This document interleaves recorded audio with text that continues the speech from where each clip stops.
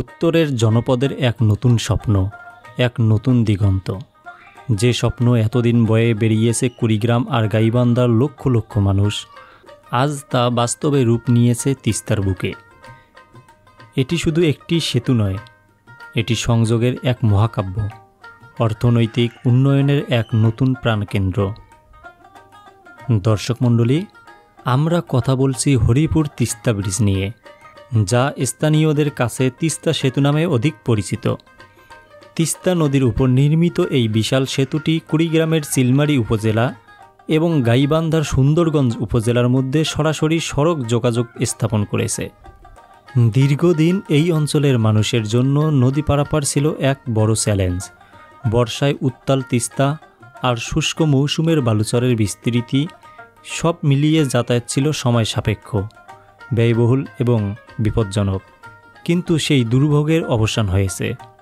2023 সালের 20 সেপ্টেম্বর এই সেতুর আনুষ্ঠানিক উদ্বোধন হয়। এটি যেন এক নতুন সূর্যের আগমন, যা এই জনপদের জীবনে আলো এনেছে। এই সেতুটি অত্যন্ত সুপরিকল্পিতভাবে নির্মিত। এর দৈর্ঘ্য প্রায় 1490 মিটার এবং এর প্রস্থ 33 ফুট। এর দৃঢ় কাঠামোতে রয়েছে 30টি মজবুত স্প্যান। এই বিশাল কর্মযজ্ঞের মধ্যে দিয়ে চিলমারী এবং সুন্দরগঞ্জের মধ্যে দূরত্ব কমেছে অবিশ্বাস্যভাবে। এখন মিনিটের ব্যবধানে নদী পারাপার সম্ভব, যেখানে আগে লাগত ঘন্টার পর ঘন্টা। হরিপুর তিস্তা ব্রিজ শুধু যোগাযোগের সেতু বন্ধনেই নয়, এটি এই অঞ্চলের অর্থনৈতিক চালিকা শক্তিও বটে।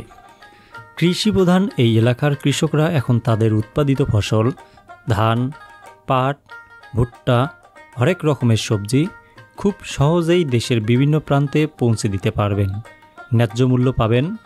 এর ফলে ব্যবসা বাণিজ্য হবে প্রসারিত, সৃষ্টি হবে নতুন নতুন কর্মসংস্থান। অর্থনৈতিক সমৃদ্ধি এখন আর স্বপ্ন নয়, এক বাস্তবতা।